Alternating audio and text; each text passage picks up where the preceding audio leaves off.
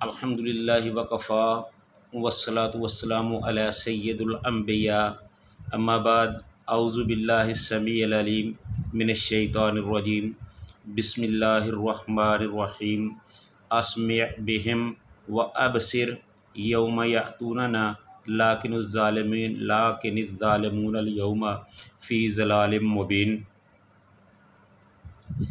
व अंज़िरहुम यौमल हसरति इज़ा कुज़ियल अम्रु व हुम फ़ी गफ़लतिन ला युक़मिनून इन्ना नहनु नुरिसुल अर्ज़ व मन अलैहा व इलैना यरजिऊन।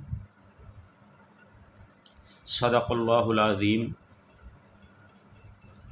हर किस्म की हम्द व सना अल्लाह ताला के ज़ाते बाबरकात के लिए जो सारे जहानों का खालिक व मालिक है, और दरूद व सलाम रसूलुल्लाह सल्लल्लाहु अलैहि वसल्लम के लिए जो सारे जहानों के सरदार और सारे नबियों के इमाम और हमारे हादी, हमारे लिए रहबर और हमारे लिए पेशवा हैं। इन आयात में अल्लाह ताला ने कुफ़ार का ज़िक्र किया है कि क़यामत के दिन वो बड़े हसरत व यास के साथ अपने इर्दा गिर्द के माहौल को देख रहे होंगे, पछता रहे होंगे, लेकिन उनका उस वक़्त कोई हसरत करना, उनका कोई पछताना उनके किसी काम ना आएगा। दुनिया में उनको तबलीग की जाती है, उनको अल्लाह के अज़ाबों से डराया जाता है, लेकिन वो अंधे गूंगे और बहरे बन जाते हैं। ना वो देखते हैं, ना सुनते हैं, ना बोलते हैं, बस वो अपनी ज़िद और अकड़ में ही चले जाते हैं। तो अल्लाह ताला का इरशाद है कि दुनिया में ये कफ़ार आँखें और कान बंद किए हुए हैं, जैसे उनमें रुई को ठूंस कर बंद किया जाता है। ना उनको कोई अच्छी बात सुनती है, ना उनको कोई अच्छी बात दिखती है, वो सिर्फ़ अपनी ज़िद में ही पड़े हुए हैं। लेकिन क़यामत के दिन इनकी आँखें खूब रोशन हो जाएंगी, खूब देखने के काबिल हो जाएंगी, तो उनके सामने हालात खुल जाएंगे। तो इस तरह अल्लाह ताला ने अपने कुरान में एक और जगह पर सूरह सजदा में फरमाया, वलौ तरा इज़िल मुजरिमूना नाकिसू रुऊसिहिम इंदा रब्बिहिम रब्बना अबसरना व समिअना फरजिअना नअमल सालिहन इन्ना मूक़िनून। काश के तू देखता जब ये गुनाहगार लोग अपने रब के सामने शर्मशार होकर, सरनगू होकर खड़े हुए होंगे और कह रहे होंगे कि ऐ अल्लाह, हमने देखा, हमने सुना। बस इस दिन ना देखना काम आएगा और ना ही उनका सुनना काम आएगा। ना हसरत व अफसोस करना, ना वावेला करना। उस वक़्त उनके लिए ये सारी चीज़ें बेमानी होंगी, ये चीज़ें उनको कोई फ़ायदा ना दे सकेंगी। अगर ये लोग अपनी आँखों और कानों से दुनिया में काम लेकर अल्लाह के दीन को मान लेते, तो आज इन्हें हसरत व अफसोस ना करना पड़ता। इस दिन आँखें खोलेंगे और आज अंधे बहरे बने फिरते हैं, ना हदायत को तलब करते हैं, ना देखते हैं, ना अच्छी और भली बातें सुनते हैं, ना मानते हैं। मखलूक को इस हसरत वाले दिन से ख़बरदार कर दीजिए। अल्लाह ताला का फरमान है कि ऐ मेरे नबी, उस हसरत वाले दिन से मखलूक को ख़बरदार कर दीजिए जबकि तमाम काम के फ़ैसले कर दिए जाएंगे। जन्नती जन्नत में और दोज़खी दोज़ख में भेज दिए जाएंगे।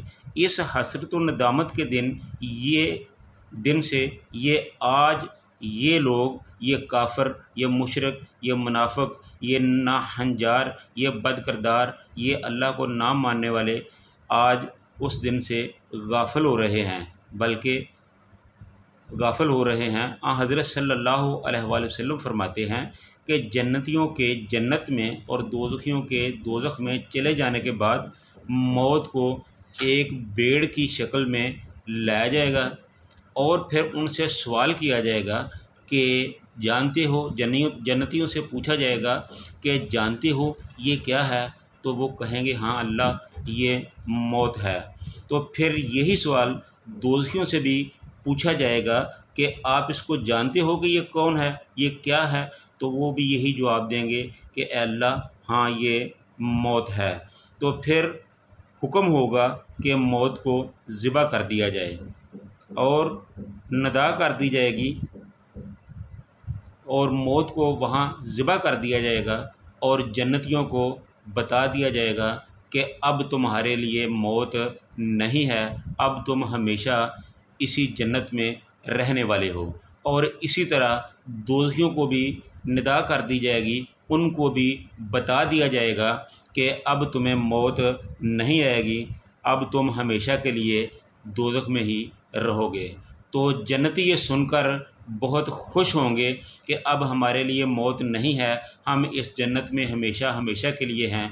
और जो जहन्नमी होंगे वो इस बात को सुनकर बहुत रोएंगे, बहुत पछताएंगे कि अब उनके लिए मौत नहीं है, तो वो हमेशा के लिए इसी जहन्नम में सड़ते रहेंगे। वो मौत की आरज़ू करेंगे लेकिन उनको मौत नहीं आएगी। तो फिर हजूर सल्लल्लाहु अलैहि वसल्लम ने यही आयत तिलावत फरमाई और आपने इशारा फरमाया कि अहले दुनिया गफलत में है। इब्ने मसूद ने एक तवील वाक़या बयान करते हुए फरमाया कि हर शख्स अपने दोज़ख और जन्नत के घर को देख रहा होगा और वो दिन हसरत व अफसोस का होगा।